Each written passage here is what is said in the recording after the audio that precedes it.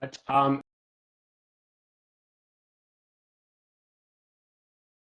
hello all.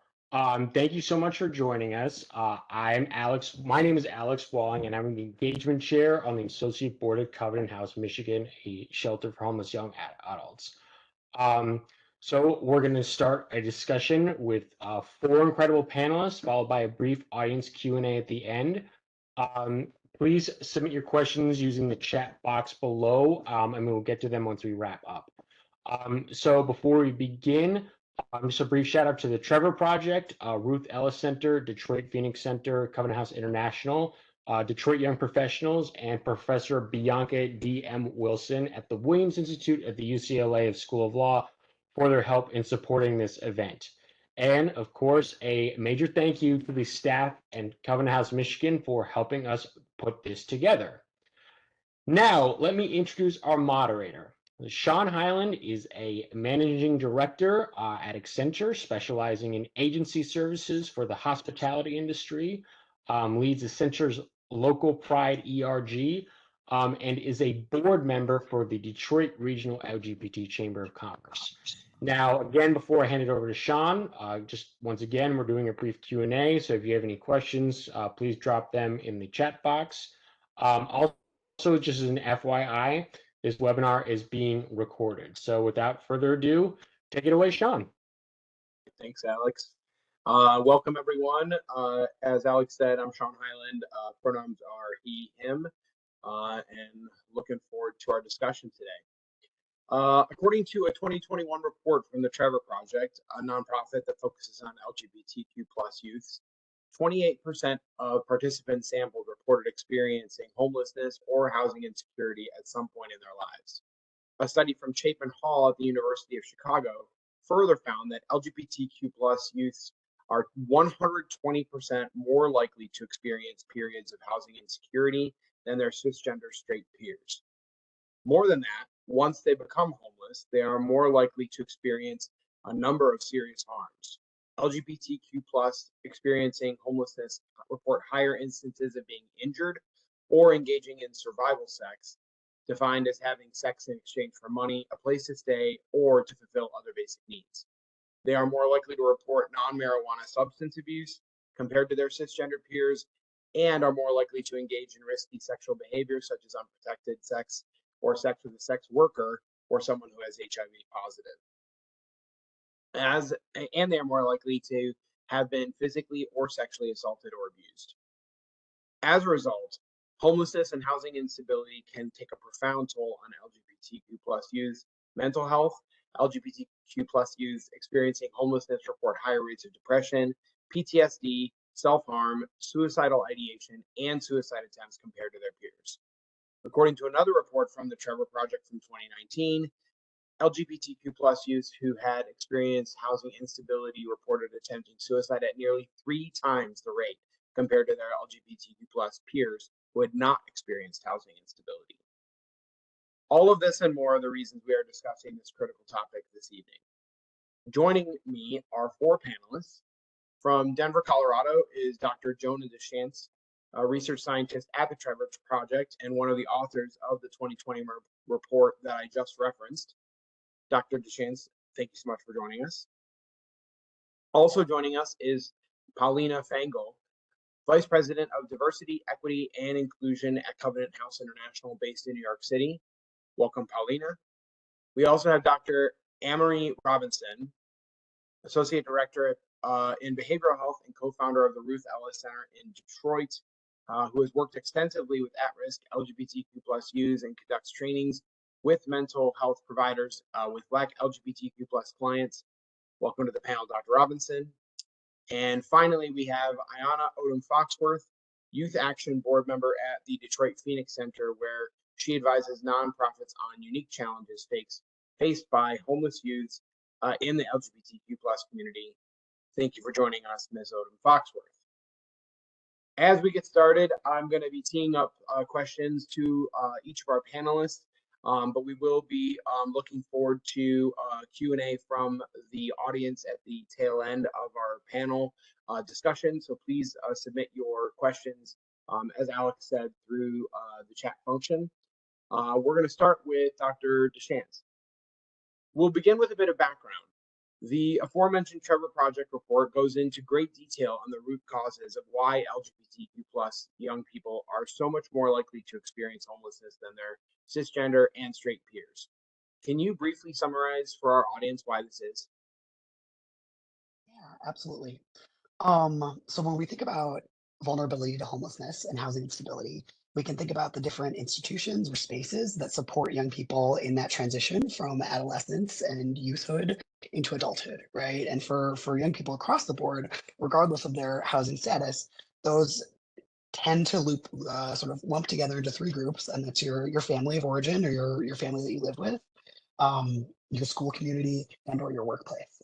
And so when we think about sort of ways in which LGBTQ young people have less access to those supportive institutions, I think that can really help us understand why there is such a disproportionately high rate of housing instability and homelessness among this community.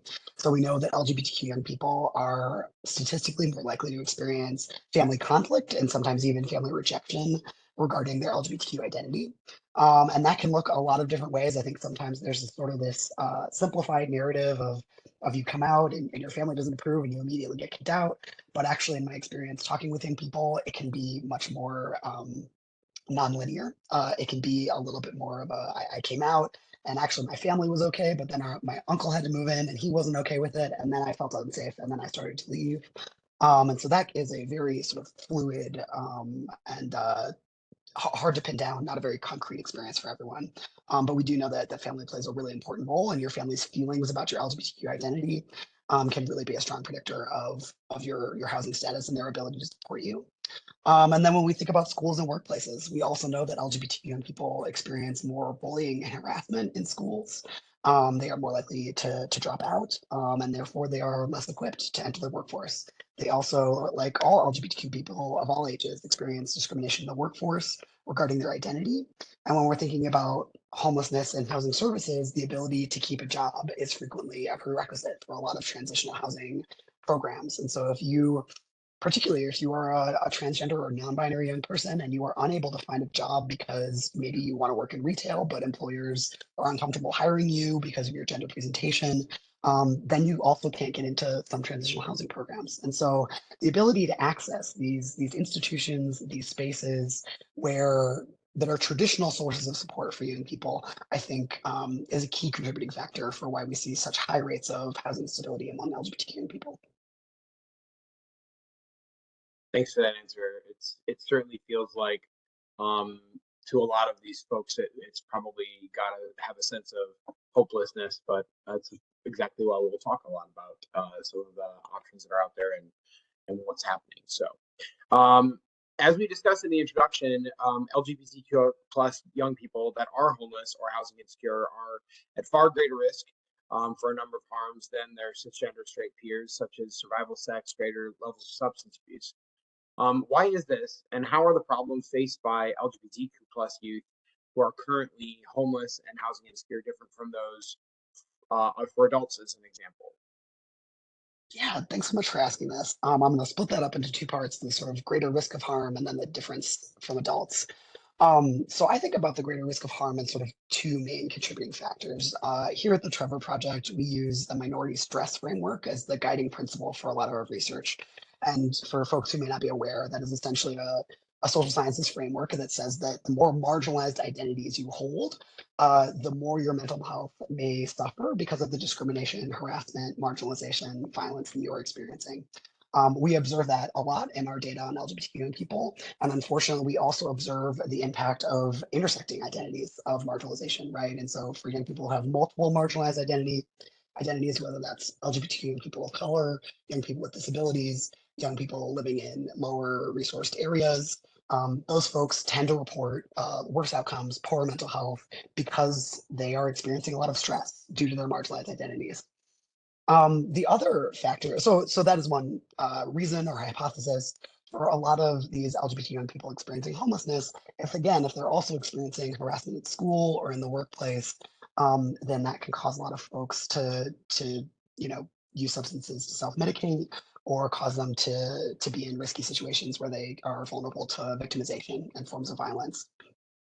The other factor that comes to mind is also decreased access to services. And so a lot of LGBTQ people don't feel as comfortable accessing housing services or sort of youth services more broadly. They fear that they might be discriminated against. Again, if they are trans and non-binary, they have very serious fears that they may be forced to live in a dorm that is organized by their sex assigned at birth rather than their gender identity. And so that means that they're disconnected again from these supportive spaces and from affirming adults who research shows have a really important role in the mental health and the thriving of LGBTQ young people. So coming back to the second part of that question, from a scientific perspective, to the best of my knowledge, we actually don't have a lot of good data on LGBTQ adults experiencing homelessness.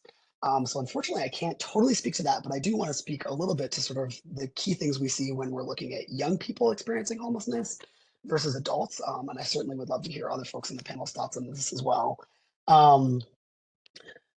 But again, what we see and what I've seen both sort of in my anecdotal work with young people and in the data is that primarily most of our housing services in major American cities are designed for adults. And they do not feel like safe spaces for young people to go and access services. A lot of young people have a lot of fear going into those spaces. They don't feel comfortable interacting with other adults who are experiencing homelessness. And those services are also not designed for young people. They're designed for adults, right? And we know that developmentally, young people are different. They have different brains and they have different needs. We know that they are more likely to be much more social, much more socially motivated. They are more likely to be impulsive because they are still learning about risk taking. And in traditional housing services, there isn't always a lot of room for error. If you make a mistake, you can be kicked out of the program. And so, in my opinion, one of those differences is that it is harder for young people to access services specifically that are designed for them. And I think that's really one area where Covenant House International and Covenant House Michigan really shine is by serving young people in particular and making sure that those spaces are welcoming and open to young people. But yeah, that's sort of some of the main differences that we see along that differential of age. Very interesting. The first part of your answer really made me think, and not that I'm trying to change the subject of this panel by any means, but I think it's interesting to realize that within our community, there's a lot of different facets, and I recognize that, as a cisgender white male, though I'm obviously part of the community, I still have privilege, and that's where a lot of these kids certainly have challenges because they're not in that same situation. So thanks for that response. We're going to pivot a little bit and bring in Dr. Robinson and Ms. Odom Foxworth to look a little bit at this issue from a local perspective.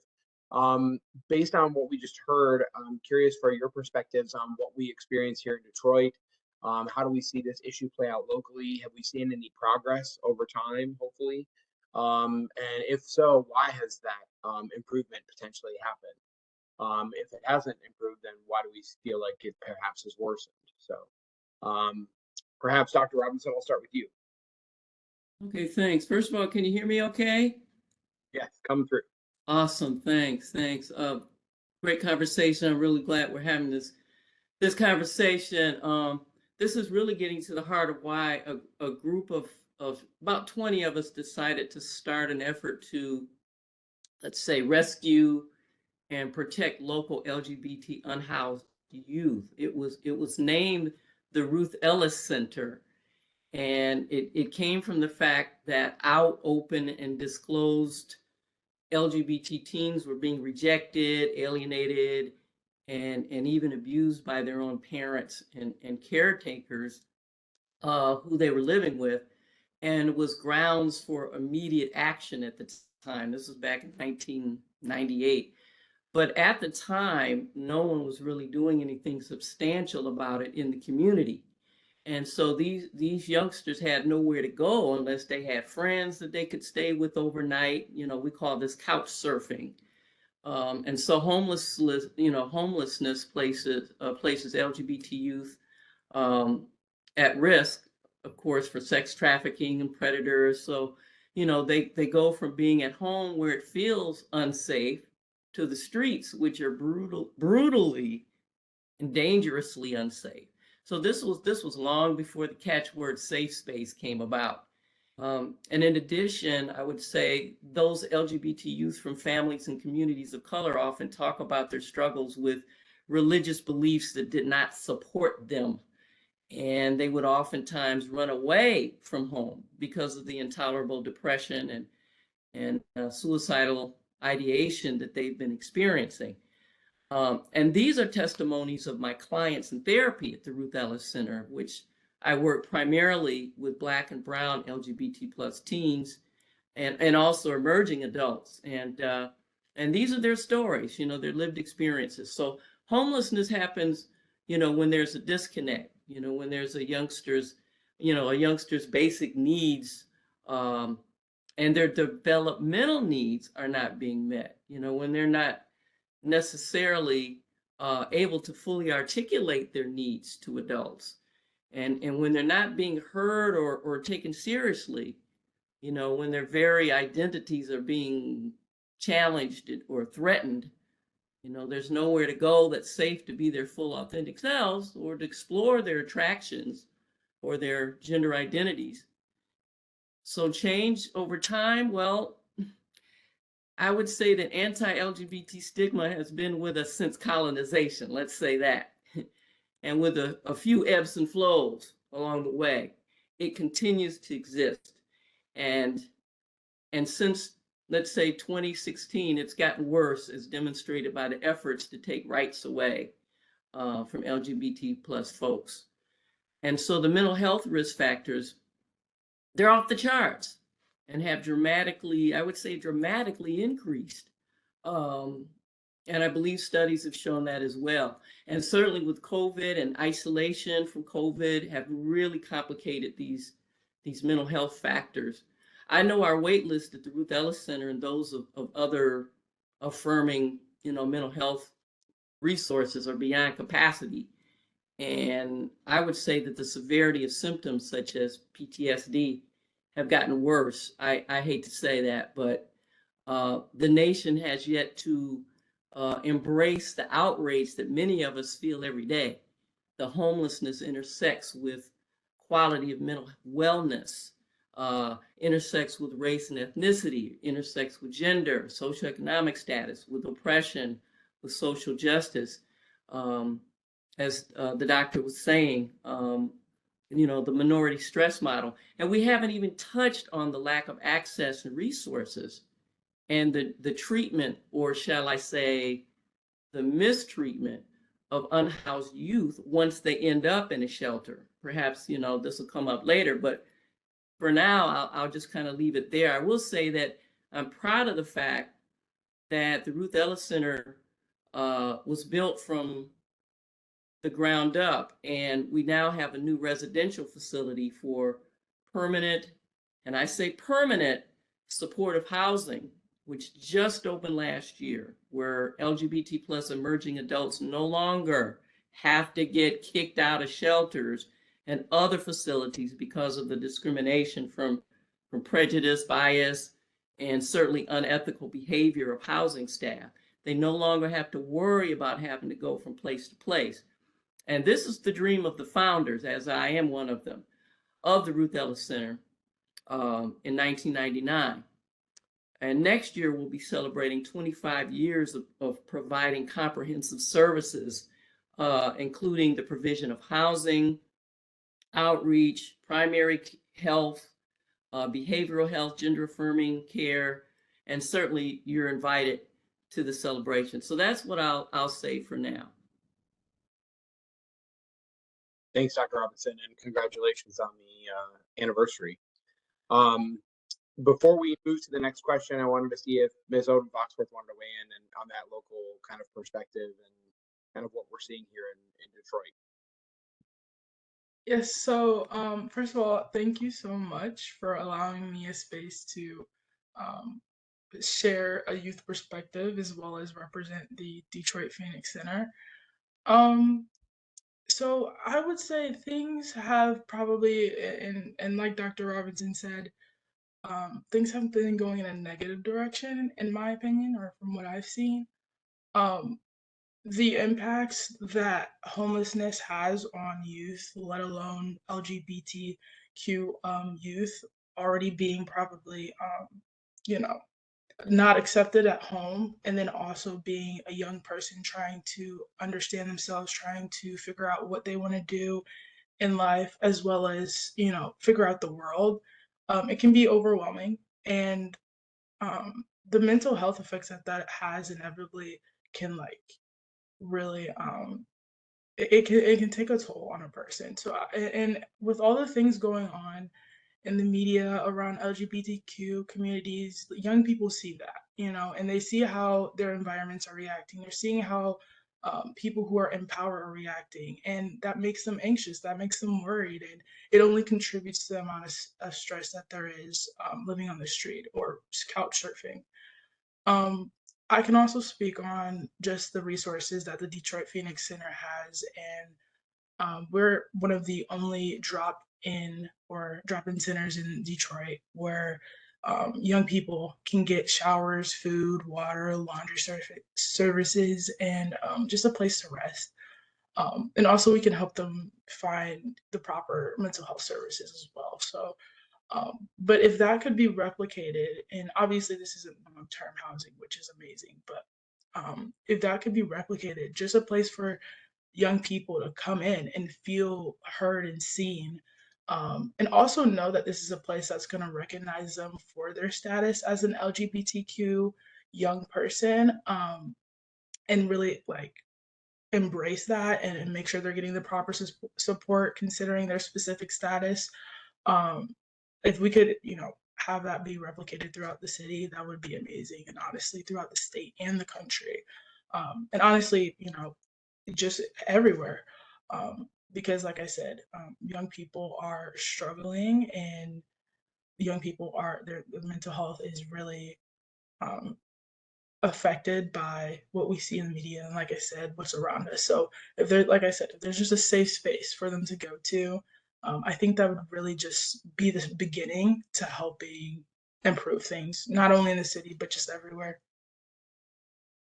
Yeah, no, that's fair, and I think based on Dr. Robinson's comment too, the question becomes not just about access but also awareness, because I think, you know, a lot of these youths that are facing challenges may not be aware of the resources that are available to them, and in some part it's because we don't have them in as many places as we would like. So that's absolutely a fair point. Um, Speaking of mental health, Dr. Robinson, returning to you, um, as a mental health professional, can you give a bit of a point of view on some of the kind of typical symptoms and things that you find with some of your patients, the life stories that you mentioned, some of the long-term effects that might be present, and typically how do you go around kind of treating some of those challenges? Mm-hmm. So now we're going to get into some clinical territory here, but I'll try not to get into the weeds on this too much. But what is important to remember is what is causing these reactions within our youth. And I'm really glad that we have a youth voice here. Ayana's here, and thank you for your insights and wisdoms. You know, these reactions, and how we can address them adequately and in culturally responsive ways. And I'm frankly most concerned about who is working with our LGBT plus youth and how they're providing care, and who is holding accountable the training and education of mental and behavioral health professionals, and not just traditional types of providers, but any adult-led entity that works on supporting youth, whether it be a faith-based leader, the Boys and Girls Club, and other community-centered agencies. I would be surprised by now that the public is unaware of the disparities between LGBT plus youth and non-LGBT plus youth. Actually, there's a NASM, the National, what is it, Academies of Science, Engineering, and Medicine, in 2021 did a nationwide 3-day symposium on the inequities between LGBT plus youth and non-LGBT plus Wow. youth. It's worth going to their website for that, but especially those between Black and Brown and Indigenous LGBT two-spirited youth and those who are not. As a resource, I would say go to that website when you can. But homelessness is it would be considered a symptom of what's wrong with adults and systems, not the children themselves. You know, they're only responding to their environment and they're reacting to their stressors and trauma, you know, feeling insecure, unwanted, neglected, and frightened and depressed. Resilience is something that we're beginning to acknowledge more of in recent years, and we need to do this, but it should not be at the expense of dismissing their reality that they did not create.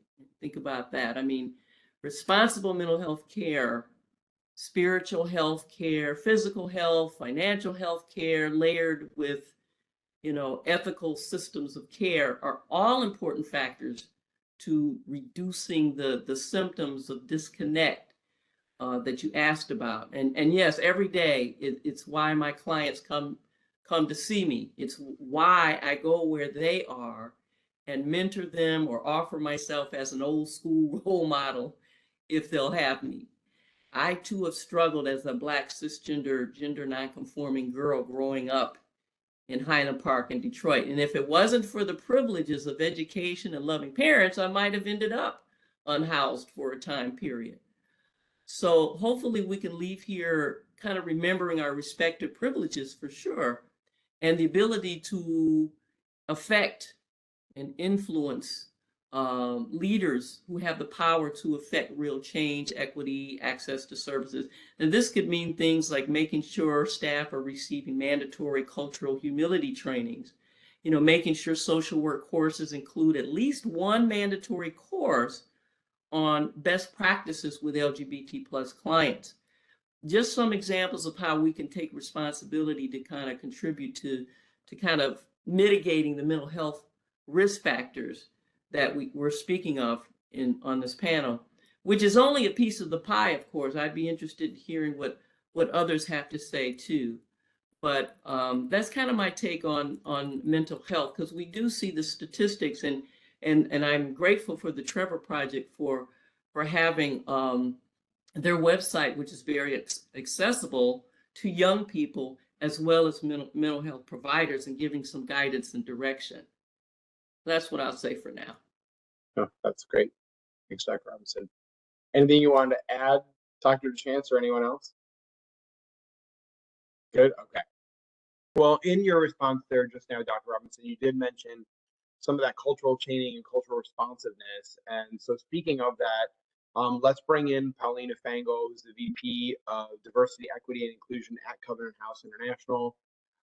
Before we get into all the ways that Covenant House is striving to become more LGBTQ plus culturally responsive, let me first ask this.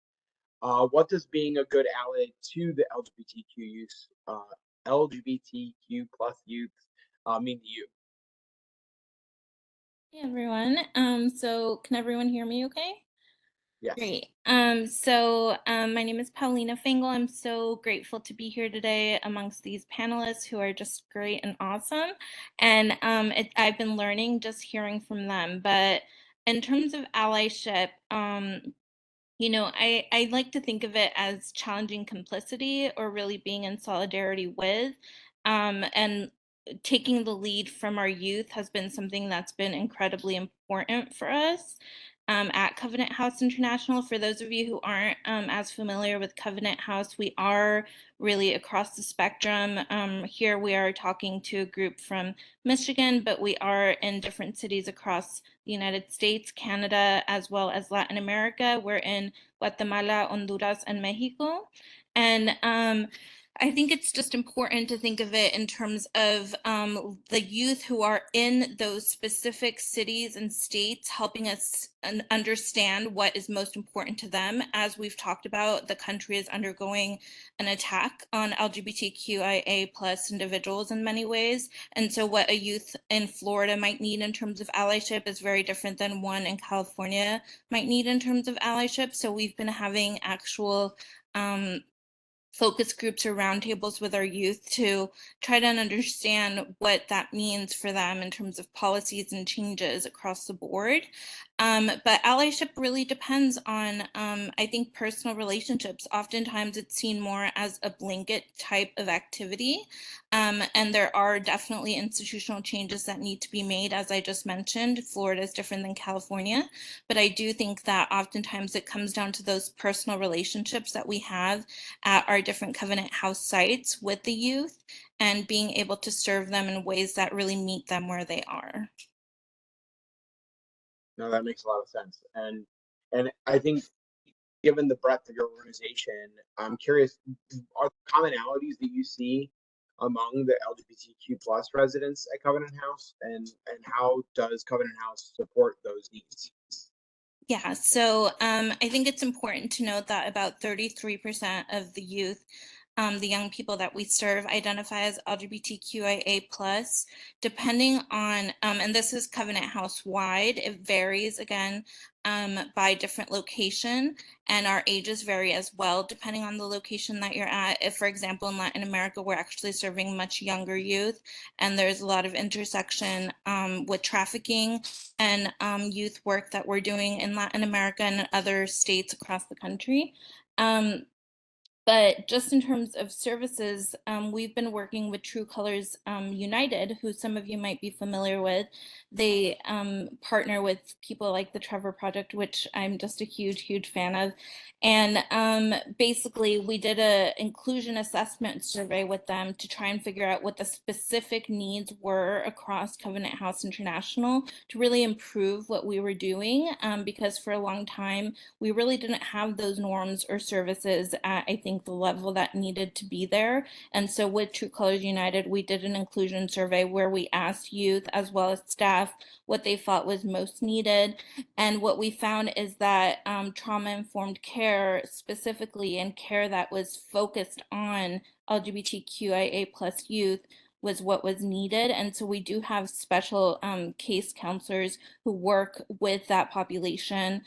We have staff members that focus on LGBTQIA plus issues. For example, in New York, we have a staff member who that is their entire purpose in working with the young people that we have. We have programming across the board that also works with LGBTQIA plus young people. In 2021 in Washington, D.C. greater area, we actually created Shine, which is a program specific to LGBTQIA plus young people. We have 24 beds only, but those are constantly full, and we're trying to expand the services that we provide there as well as other locations. So there's a lot of specific targeted assessments that we've been doing on our different sites to kind of provide those services that are specific to LGBTQIA plus youth. But one thing I would say is that we have our youth inclusion policy, which really looks at gender affirming care as well as serving our young people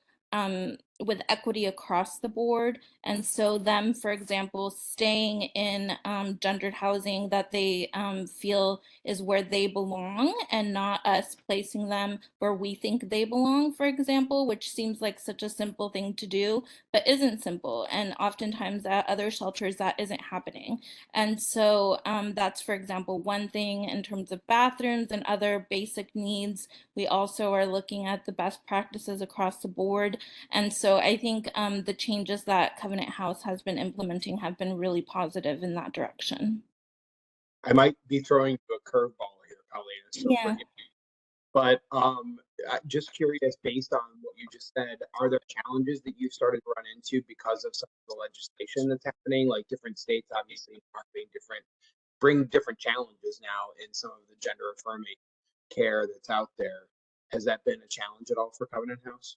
That is a little bit of a curveball for me. I don't want to Sorry. speak to, no, it's okay. I don't want to speak to the specific states that are Yeah, undergoing yeah. a lot of the changes, but I do know that we have a whole advocacy team, and we have a policy team that is looking at those different issues. I want to say that we've been insulated from a lot of them right now, and that a lot of our funding isn't state-based, and so because of that, I think we're a little bit protected, but I don't want to go too much into it. That's fair. I appreciate that. Can you, based on some of the things that you just referenced, I think you talked a little bit around the types of services and kind of how Covenant House approaches the LGBTQ plus community specifically. Are there ways that Covenant House looks to create kind of a more positive, welcoming environment for LGBTQ plus residents? Yeah, so I think one thing that is often not talked about is the strength of community within the LGBTQIA plus population. And so one thing that we've been doing is actually creating spaces within our programs, because it's not exclusively for LGBTQIA plus youth, bringing those youth together. And so that they can have group discussions, group therapy sessions with certified individuals, in which they actually get to speak about joint experiences that they've had in getting to a place in which they are unhoused, and being able to rely on each other and support each other through a peer-to-peer model. So that's something that I think is unique, and something that's really special that we've been seeing, like I said, at the Shine program in DC and New York City and across the board at different regions. I wanted to note Latin America for a second, because it is a little bit different, and it is an area that we're working with. We've been doing assessments that are really, I think, pioneering in the area of unhoused youth that are LGBTQ in Latin America, and finding out that they do have unique needs. And we're seeing children as young as 12 years old who are coming in and identify as LGBTQIA, and coming to our organization, and we're really trying to figure out how to tailor our programs to youth that young within environments that are really sometimes very unwelcoming, and creating safe haven spaces for them as well. So yeah, those are just a few of the ways that we've been kind of looking at things in terms of improvement and trying to address the needs of our youth.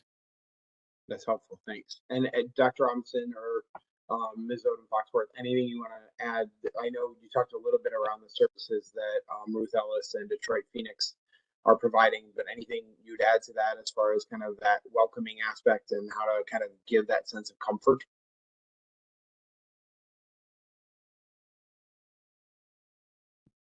I will yield to Ayana to go first. Oh, okay. Thank you. So in terms of how to best welcome youth into your environment or your organization, I'd say just be genuine, just be real, and see them for, once again, like just where they're at. Um, Allowing them the space to process what they're going through, allowing them the space to talk about, you know, the things that they've experienced, and just it means so much to allow a person to just be able to let it all out. And sometimes that's all a youth needs, is just a place where people are going to hear them, support them, and then inevitably going to be able to do something about that at the end of the day, which is the biggest part. um and just seeking an authentic connection, and just and to learn more about this person that's sitting in front of you or coming to your door, wherever the case is, just seeking, to understand and learn more about them. um and then once again, just empowering their voices. At the end of the day, like, you listen to their stories, you learn about them, you try to help, you know in the best way that you can. And at this point, it's now about sharing this experience, and how can we find more people and serve more people in this same situation. And also, also inspire education or inspire understanding and things like that. um, But yeah, so I just say have a genuine connection, have a genuine experience, and provide a space where youth can feel like they belong, like they can just be unapologetically themselves and thrive in that environment. So Thanks. I love that. I'm gonna stick with you then a little bit, Ayana, if that's okay. As a Youth Action Board member, you act as a consultant to nonprofits that work with homeless young people. You also provide a critical perspective on this panel as a young adult yourself. So with that said, what are some of the ways that organizations and stakeholders who work with LGBTQ plus homeless youth can be more culturally responsive to young people versus adults? of course, of course. So I think caseworkers and organizations, the best way for them to be responsive is to not, as important as it is, to not just define youth as their sexual orientation or as their gender identity. It's important to acknowledge that there are things that come along with being a homeless LGBTQ youth, opposed to being just a homeless youth. It is important to acknowledge those things, but at the same time, a lot of youth who are part of the LGBTQ community just are seeking a sense of normalcy, and in a way that is like similar to their straight counterparts, for instance. So like um, saying that they have a boyfriend or a girlfriend or a partner isn't as weird as sometimes it feels, or it's not seen as normal sometimes. So you can feel that in the air versus saying you're straight and you have a girlfriend or boyfriend, that type of normalcy of just like, oh, that's nice, and then carrying on, just that ability to feel like, oh, okay, it's not like such a big deal, or that's not what I'm being defined as, or oh, my pronouns are actually they them, or it just be okay, that's nice, how are you, and taking that time to just get to know the youth for more than that, I think goes a very long way. And I'd say that it could just be across the board for both youth and adults. For specifically people younger, I would say, or you're still working like with their parents and their families and things. I'd say being able to have an experience or a conversation with the parents or the families to try to get them to come together. Sometimes you just need somebody to stick by their side and advocate for them or on their behalf, not necessarily for them, to their parents, and to explain things to them in a way that maybe the parents can hear it, or in a way that they just need to hear it. Um, and so, and then maybe even at that point, if things aren't working out, guiding them down a route to potentially emancipation or resources in their community, or um, other places where they can receive support long term. Um, but just providing them that community that might not be, or that support that might not be at home. So when they transfer into adulthood, that'll be a little bit smoother and they feel like they have someone that they can go to. So that's what I'd say is just genuine connection, genuine interaction, genuine um, conversation, and just supporting people in the best way that you can for their current situation and meeting them where they're at. No, I love that. I love that it's about like knowing them as an individual and not necessarily categorizing them as their pronouns or which letter in LGBTQA they might fall under. So I appreciate that as a response. I'm going to dig a little bit different in a different angle and maybe ask, what are some of the common misconceptions that you think a lot of older folks might have about LGBTQ plus youth? So hmm, I'd say a lot of misconceptions that you said that older people would have of youth. Um, I think a lot of misconceptions could be that we just want everyone to just like understand, like I don't want to say understand, but just accept everyone, and just like it be rainbows everywhere, and like I think, like I said, there just wants to be a sense of normalcy, like it to just be okay. You don't even have to be like, whoa, whoa, whoa, I'm, driving in my car with, paint, whatever, like it just needs to be okay. That's really what I think a big misconception is that we just want everybody to be in a full like agreement. But um, I also think that people think it's a phase still. I mean, I know that's a very long stereotype, and a lot of people say confusion or it's a phase or you need conversion therapy. You'll grow out of it. Right, exactly. And it's like, it's so invalidating. And I think I think that's why a lot of older people just need to have like good conversations and hear the stories personally from individuals, to understand in depth the perspective and in depth the way that they are is the way that they are, and it's not necessarily like, oh, I'm just doing this for fun. Like it's it's how I feel, it's who I am, like, you know.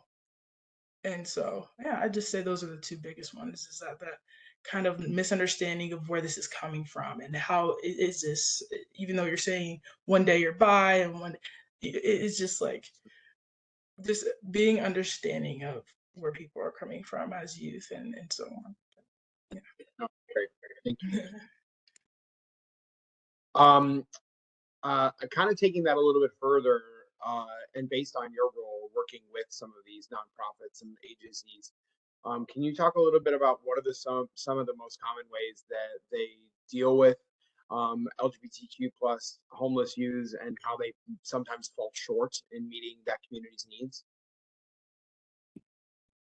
Yeah, for sure. So I think that, kind of piggybacking off of what I previously said, just the ability to understand that perspective, education, um, educating the community, educating parents, educating whoever, to understand that like where their young person is coming from, because I think a lot of the time we focus a lot of energy on supporting the youth, which is great, which is perfect, but I think if we can fuel more energy into also educating communities and environments, so that if a young person is on the streets, that there's a more understanding environment around them, or in that case. But I also think that if we just had more dialogue, and people just talked about it more, because I think a lot of people, they come to a conclusion based off their own perspective, but they never are able to converse about it with someone from potentially the other perspective. And there's kind of that fear of like, will this person bash me right now? I mean, you've already not been accepted by your family. How likely are you going to go to talk to somebody about your perspective and try to help them understand? It's not very likely. So if there was a way for people to come together, have dialogue, just like this, but everybody can kind of say where they're coming from, and um, education, like I said.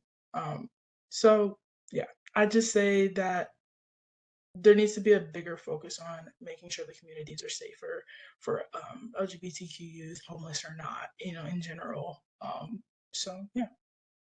No, that's fair. I think, generally speaking, I think people in the community, to your point, get frustrated when it's kind of like a one size fits all approach. And people think that even though we're individuals, there's this community sense, which of course we do have, but it doesn't mean that we all identify the same way or have the same backgrounds or experiences. So I think recognizing that that education factor is something that is needed is really important.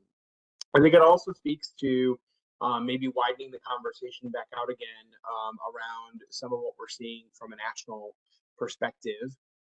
So Dr. DeChants, I'm going to probably come back to you, and I'll just use this as a friendly reminder to everyone that's listening in that there is a way to submit questions, and we are going to have an open section at the end of this panel discussion for your questions. So please leverage the Q&A to submit any questions you might have. Dr. DeChants, back to you. The report that you co-authored outlines a number of policy recommendations for both preventing LGBTQ plus youth homelessness and reducing the harms that they suffer. Could you outline what some of those are for our audience? Yeah, absolutely. So the good news is that we do have a solution to the problem of homelessness, and that is affordable housing. Um, so, I think one of the most powerful ways that we can try to prevent homelessness and then also ameliorate LGBTQ youth homelessness in particular is to make sure that all of our communities have the appropriate amount of affordable housing for everyone living there, right? I live in Colorado, in Denver, which is a very hot housing market, and it is nearly impossible for young adults to rent their own apartment here because it's simply so expensive. And so, yeah, using those kinds of macroeconomic interventions to try to make sure that there's affordable housing. I think the other piece, one of the limitations of this research and this report that we did is that we didn't ask young people whether they had experienced homelessness with their family. We sort of assumed that they were experiencing it by themselves as unaccompanied minors. But the fact is, a lot of young people probably in our statistics were reporting previous experiences of homelessness with their family. And we know that family and childhood homelessness and housing instabilities can be a predictor in adulthood. So again, making sure that we're providing adequate resources for everyone in the community, and that for whether it's families, young adults, everyone has access to the emergency, supportive, transitional, or permanent housing that they need. Breaking that down a little bit more into some of the more detail-oriented stuff around this community. I really appreciated what Ayana said about families and the need for more intervention for folks to come in and facilitate conversations with families and to provide more support for supporting your LGBTQ child. A lot of really quality research from the Family Acceptance Project out in San Francisco has shown that parents' fears and their rejection is coming from a place of fear and frequently a place of concern because they've seen the ways that LGBTQ people in their own lives and their own families have been treated, and they're scared that that's what's in store for their child. And so it's less a place of hatred and more a place of love and fear. Obviously, families can fall on a wide spectrum, but for a lot of those folks, I think we could potentially have an opportunity to provide more education and more resources to prevent young people from leaving home. Then also reimagining our housing services in ways that align with LGBTQ and people's needs. Folks have discussed this on the panel, so I won't go into too much detail, but things that really resonated with me were, making sure that if we are using sex segregated dorms or bathrooms, that young people have access to the facilities that align with their gender identity. That is a huge barrier for our trans and non-binary young people. I really appreciated Dr. Robinson's point too about permanent supportive housing. And so making sure that we are not designing programs that young people age out of just as they're getting their feet underneath them. I've talked to a lot of young people who got into a program, who got connected with the staff, who started to really make good progress. And then unfortunately, they hit age like 21 or 24 and they had to move on to the next place. So thinking about how we can make sure that our housing programs are low barrier, that they do not require you to have a job. They may not, depending on the situation, require you to be sober to live in them, because that is another huge barrier for a lot of folks. And then making sure that the folks staffing those facilities are very aware of LGBTQ identities and are culturally competent, both around LGBTQ identities and then all of the intersections that go along with us as LGBTQ people and all of our other intersecting identities. So again, making sure that there's really powerful training and enforcement mechanisms for folks in those spaces. That's great. Thank you. And I guess I will maybe pivot a little bit and just say that at least coming back to the housing piece, I think there's absolutely still work to be done. But I'm at least grateful that here in Michigan, we've extended the Elliott Larson Act and at least have some additional civil protections when it comes to getting housing as a community. But that said, I recognize that there are still challenges. So maybe Dr. Robinson, I'll come back to you and get your perspective from more of the local point of view. Are there things here in Michigan that you think could be done more from a government, municipality, or even local organization standpoint that could better serve the needs of the population? Yeah, thank you. I feel like after Ayana spoke, the mic had just dropped, and I'm trying my best to follow up on that one. And I certainly want to piggyback on the discussion about what Covenant House is doing, really inspired by the work and finding out more about what your organization is doing. I just wanted to maybe piggyback a little bit on that as I go into some ideas for recommendations from my standpoint as a mental health professional and a member of the community. Certainly, I think in terms of tools and the future of more of these agencies that Ayana was talking about earlier on in the discussion. I often would ask agencies about their mission and their vision statement and what it says about their commitment to, social justice, equity, diversity, and if that diversity includes, youth across all attractionalities, gender identities, and gender expressions. And with that inclusion, how does your agency apply these commitments through things like, what language is used in your intake forms, how staff introduce themselves to clients, how youth are grouped within the residences, whose identities are silenced versus those that are allowed to be expressed, and what staff behaviors are shown to be fair and demonstrating minimal harm, and the number of other operations and approaches as well. And is there family reunification as part of the program? I know Ruth Ellis Center, we do have a parent support program based on Caitlin Ryan's work, and have done so for many years, and have agencies have consulted with the Ruth Ellis Center on how do we bring families together and caretakers together with their young people so that we can mitigate some of the risk factors there for homelessness. Does leadership encourage staff to consult with youth of lived experience as part of policy changes that are in line with youth-centered social justice, things like that?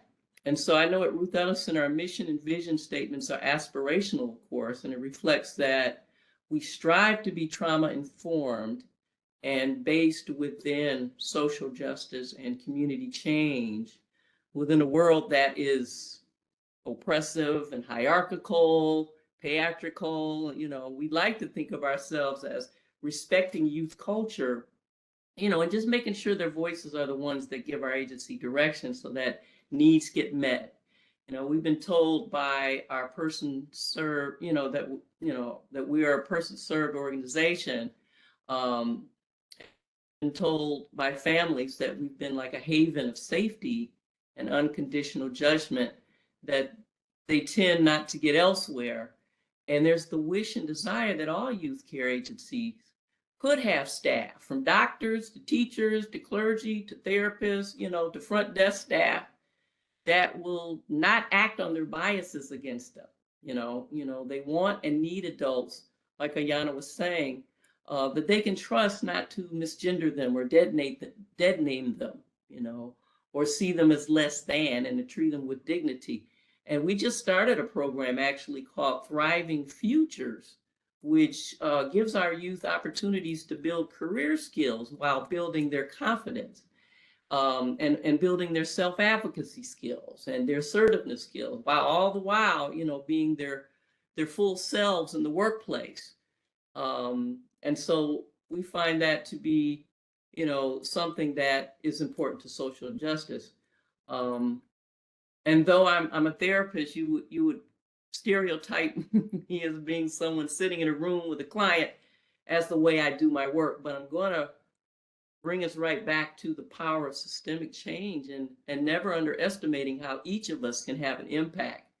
And it's a way to express how much you care about, homeless and other at-risk LGBT plus youth, kind of get in the mix. And I can't emphasize enough the importance of making, for example, our schools more inclusive. When we're talking about youth, we got to talk about schools, because that's a system too.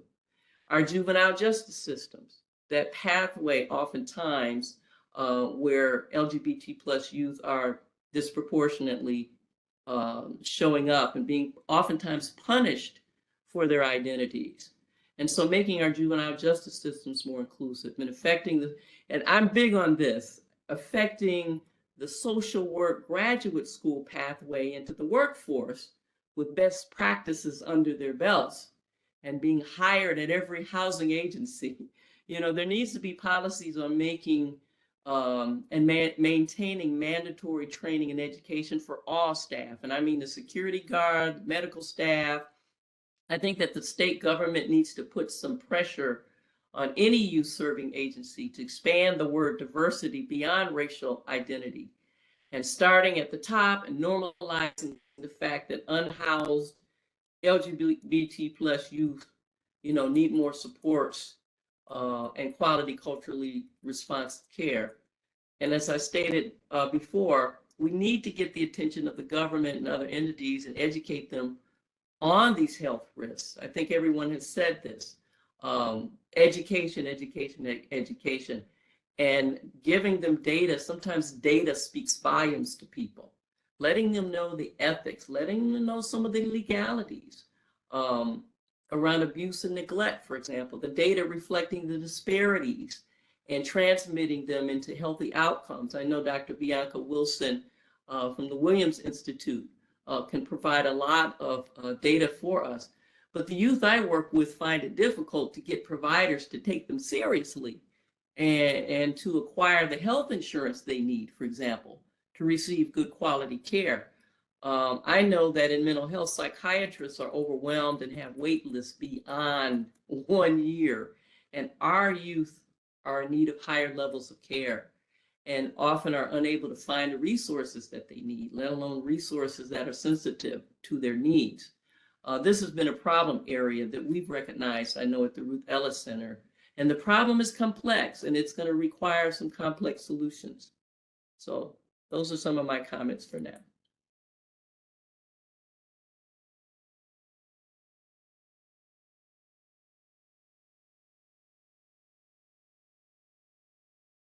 You're on mute, Sean. Sean, you're muted. It was the most brilliant thing that I said all evening, and you guys didn't hear it. I was just saying that I love that, and it really speaks to the breadth of the challenge here, the number of institutions that factor into the challenge that we're dealing with, and ways in which it can be resolved, and not to mention the private sector. I mean, you mentioned the medical industry, and I think just recognizing that there are public-private challenges that we have to deal with there too, as obviously a factor. I might bring it back to you, Dr. DeChants, to ask, is there anyone, is there a state, is there an area that's kind of leading the pack? Someone that we can look to where we start to see some positive impact? Ooh, this is a good question. I'll give a quick disclaimer that my knowledge in sort of housing services is a little bit dated at this point, but I will shout out a couple interesting innovations that I think could be beneficial. When I was still working in the housing world, California was really a leader in terms of thinking particularly about the intersection between foster care and housing instability, and thinking about ways to support young people as they exit foster care, which we know is an incredibly vulnerable time for for young people of all identities in terms of housing stability. And then we also know that LGBTQ young people are overrepresented among young people in the foster care system, thanks to Dr. Wilson's work at the Williams Institute. Sorry, I lost my train of thought. So yes, I think California is a good example. Another, thinking about what Dr. Robinson said about healthcare access, we look at that every year in our national survey, and unfortunately I can't remember the number off the top of my head, but a very large number of LGBT young people in our sample tell us that they want mental health services, but they aren't able to access them. And the barriers are things like cost, lack of insurance, trying to get parents' permission or not wanting to get your parents' permission. And so there are a lot of barriers to mental health, to quality mental health care, affirming mental health care for LGBT young people. And so one program here in Colorado, which has not been evaluated yet, so we should wait and see what the results are. But and shoot, I'm going to forget the name, but there's a program here in Colorado that gives young people, all young people under the age of 18, and then some young people up to the age of 21, I believe about 6 free sessions with a therapist. And that was enacted in response to the pandemic and the isolation and lack of access that many young people here in Colorado were reporting, the impact of the pandemic on their mental health. I can try to find some more information about that and share that. But those are 2 states that I think of that are trying to solve some of these issues in creative ways. No, I appreciate that. Thank you. That reminds me, I Um, was just told today that Stand with Trans, it's a local organization, is offering free mental health services. If you contact Stand with Trans, they can give you more information about that for youth, for LGBT plus youth. So, thank you. Yeah. I did just take a peek. I believe it's the I Matter program. Awesome. Thanks, Carolyn. Paulina, I might come back to you and maybe ask if you could tell us a little bit about what Covenant House is doing from a policy standpoint, and if there are some specific policies that Covenant House is advocating for at any level of government in the context of this community. Yeah, so in terms of our youth inclusion policy, which was enacted just a few years ago. And so again, we work with Canada, Latin America, and the United States. So we look at policy across the board in the different countries. But our youth inclusion policy, we feel like, is a good model in terms of considering youth beyond just coming into a shelter, because ours isn't specific to LGBTQIA plus youth.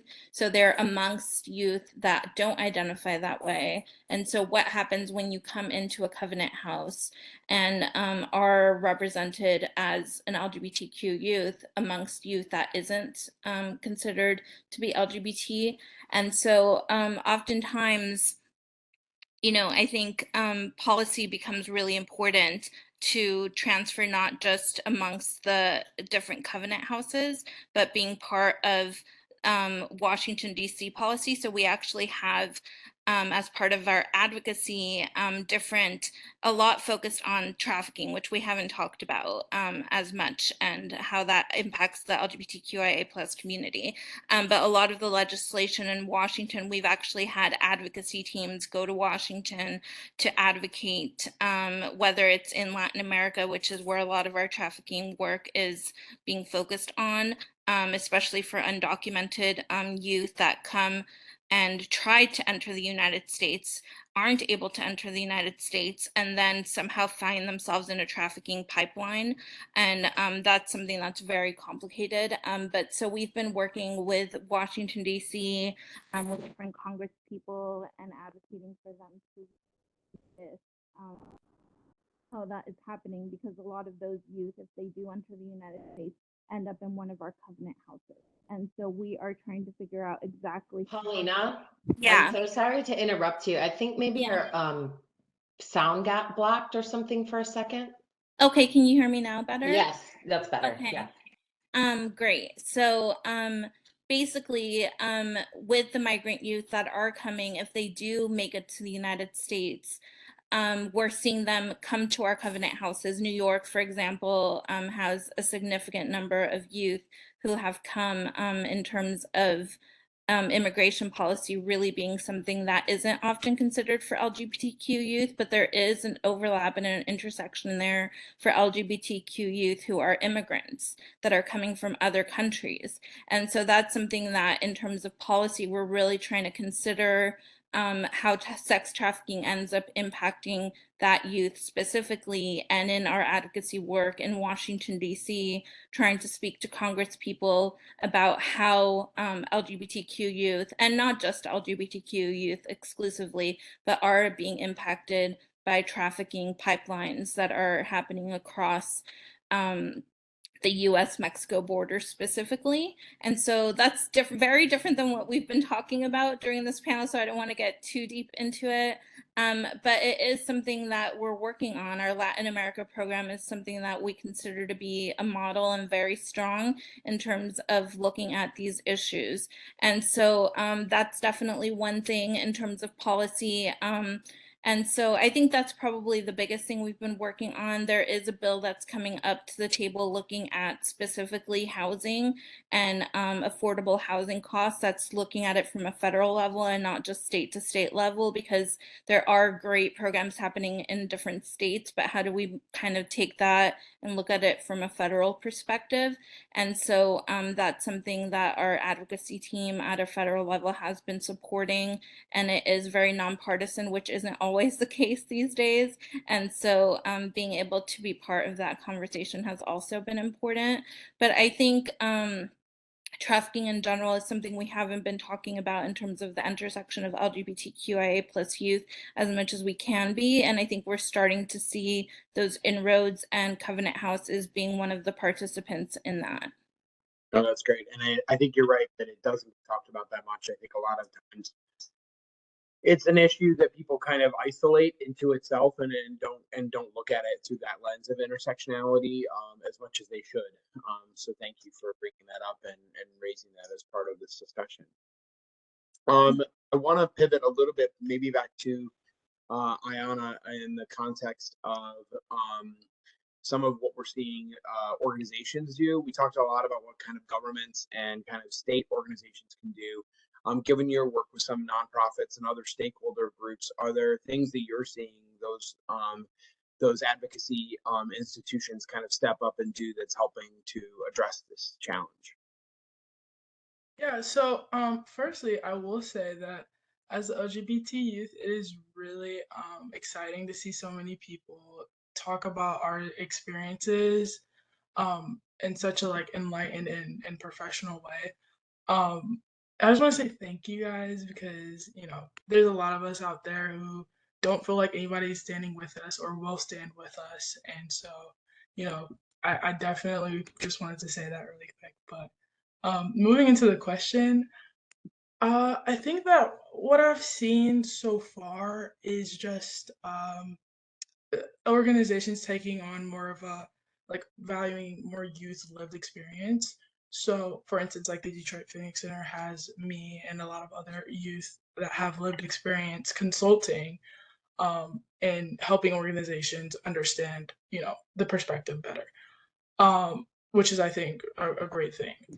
Uh, I guess I would have more of like a recommendation of things that could be brought into government or um, in a legal way, which would be just including youth into policymaking and kind of modeling that same thing of valuing youth perspectives and experiences, and letting them kind of help make those laws and rules and whatnot.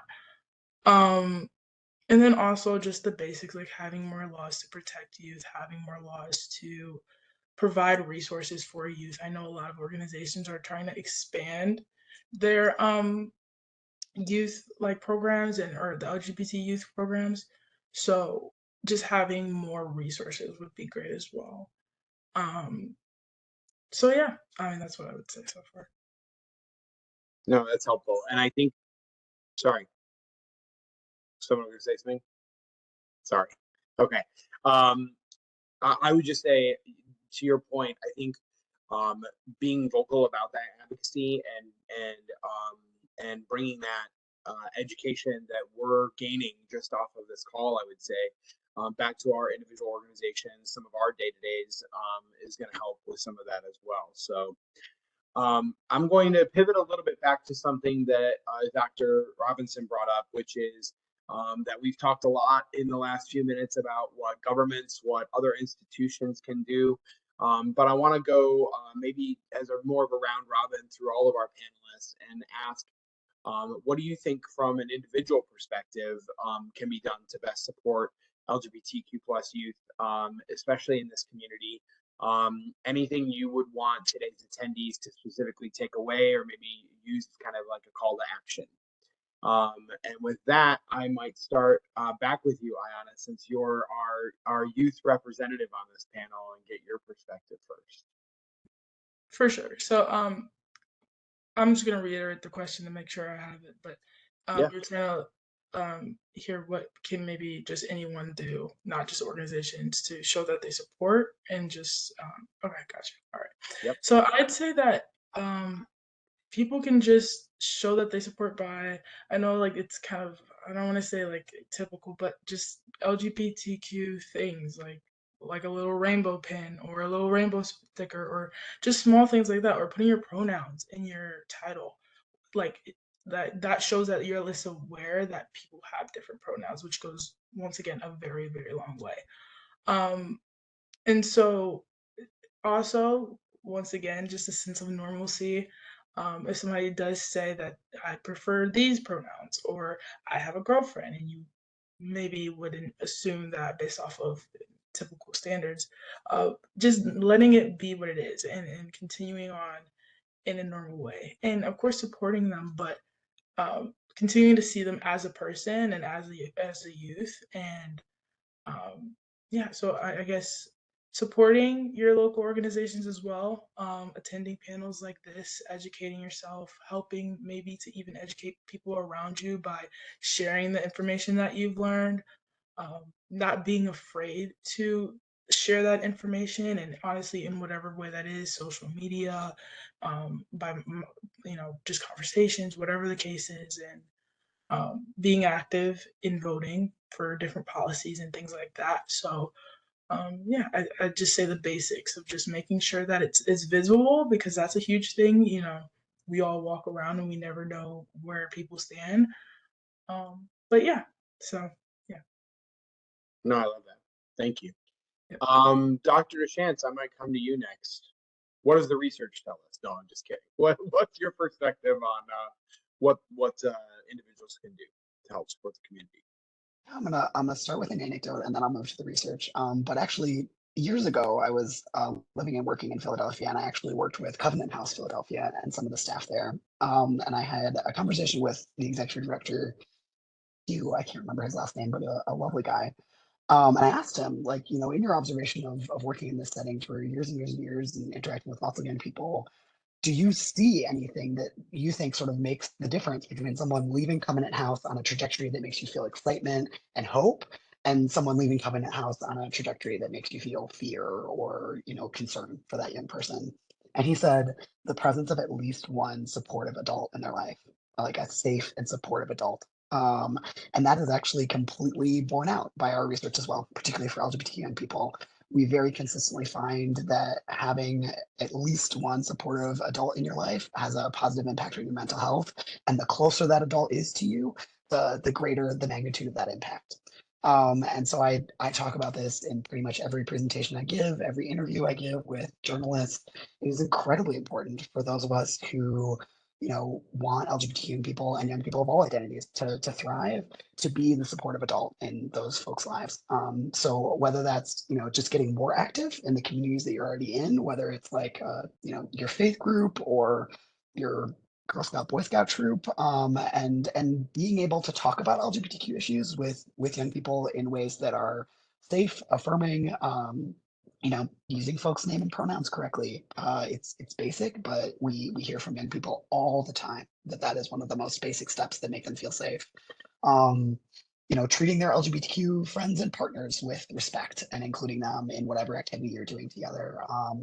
Being able to talk about some of these events that are going on in the news and in politics, and asking people what their opinions are, what their experiences are. Those are all specific actions that young people tell us make them feel supported and affirmed by the adults in their lives. So, and that is really the call to action for all of us, right? All of us who are adults, all of us can have that role in a young person's life. And our research really shows that it's potentially life-saving. That's really informative, and I think it's so interesting that I think a lot of these conversations tend to feel like they're somewhat anecdotal.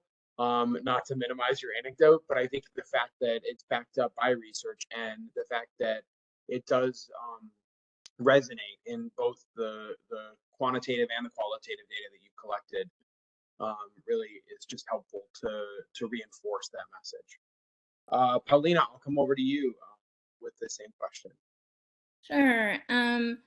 Well, I'm going to talk about a best practice, and I think it connects to this answer too. We've been focusing a lot on ethical storytelling and on actually compensating the young people that we go to for participation in things like, our alumni days, and participating in our commercials and participating in panels and different things like that. So compensation and inclusion. And so inclusion of the youth voice, I think, is such an important part of the work that we're doing. And we have some best practices, for example, in Alaska, where we have a young person who is an active member of the board, and just different things like that. And so I think just looking at our young people as experts in their own lives is the best practice. I think that I really have been looking at and integrating into all of the work that we do. And on an individual level, when I have conversations with young people, making sure that I remember that, that they are experts in their own lives. And it's probably the biggest tool we have in terms of being able to make a difference in this work.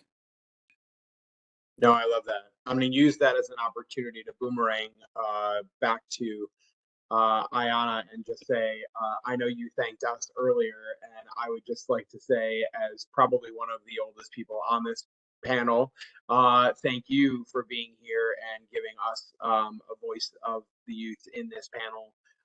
I don't think it would have been as informative or as and candidly convincing without having that perspective. So truly appreciate your participation this evening.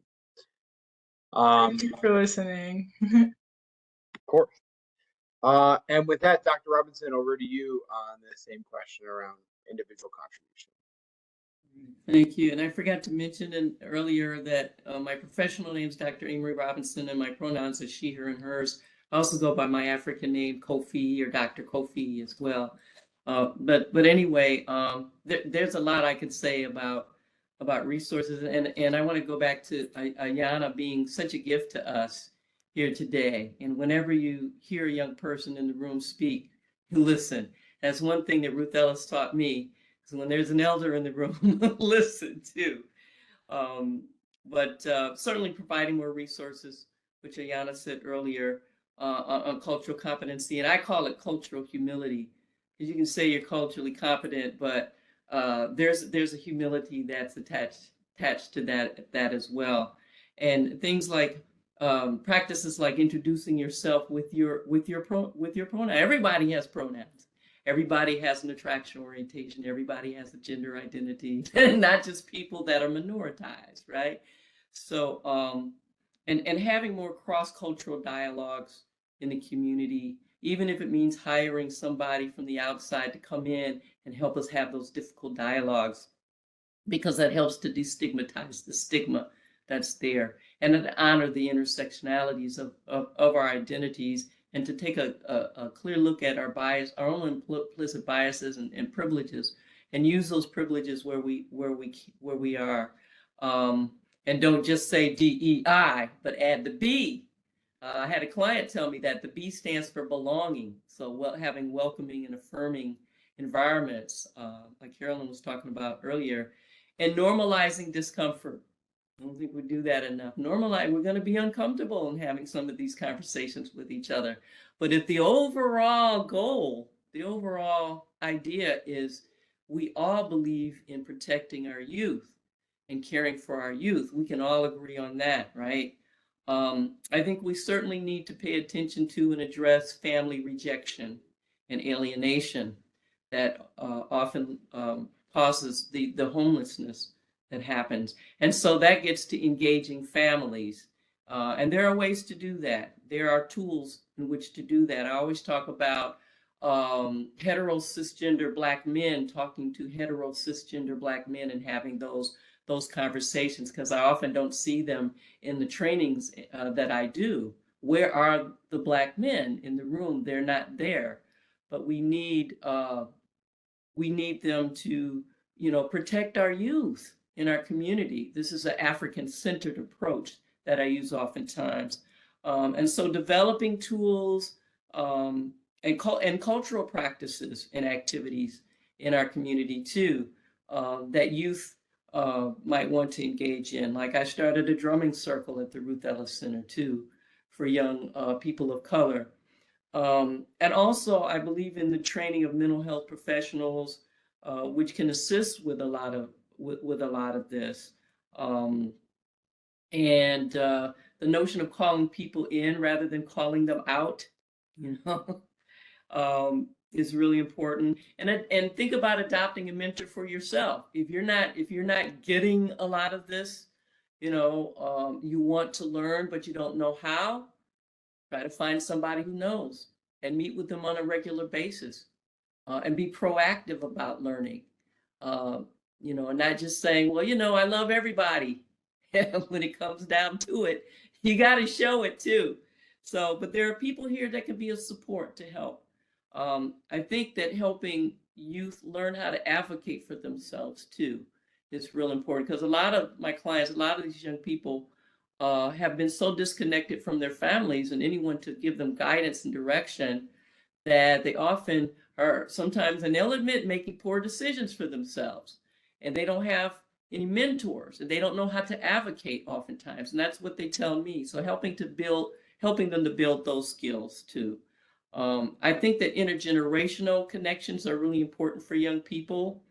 And we were very fortunate that Mother Ruth Ellis was around to be a mentor to us, but young people oftentimes need older people to look up to, and the older people need the young people to look up to as well. So that's important to have role models. When I was coming up in the Black LGBTQ community, I had elders that I could look up to, but I can't assume that all young people have that. And again, all of you are saying that youth are the best experts on their experiences. And yes, consult with them and pay them too. Give them a gift card, give them something. Don't just take their information and use it, but to honor them. And certainly, I can't emphasize enough the addressing of family and family reunification if possible. So those are just at the top of my head, but No, those are great. Thank you very much. I recognize that we've gotten to our time here, so that does about wrap things up. I want to, on behalf of Covenant House Michigan, thank all of our panelists. Dr. Jonah DeChants from the Trevor Project, Dr. Amorie Robinson from the Ruth Ellis Center, Ayana Odom Foxworth from the Detroit Phoenix Center, and Paulina Fangel from Covenant House International. I would also like to shout out some of the other organizations such as Detroit Youth Professionals, the Trevor Project, Ruth Ellis Center, and the Detroit Phoenix Center for their help and support in coordinating this event tonight. I'd like to thank the staff of Covenant House Michigan for their help, with shout outs to Melissa Hardy, Alex Walling, and Carolyn Geck. I would like to thank you for the honor of being your panelists this evening, as well as all of our participants for joining this evening. We hope it was as educational for you as it was for us, and I hope everyone has a good night. Thank you.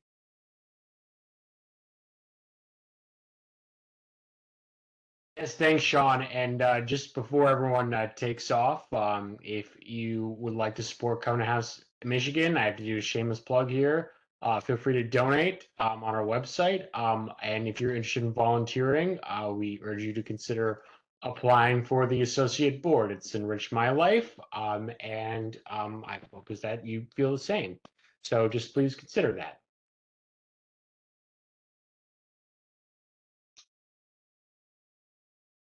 And with that, I think that wraps us up. So thank you, Sean. Thank you again to all our panelists. And we hope you learned something and had a good time.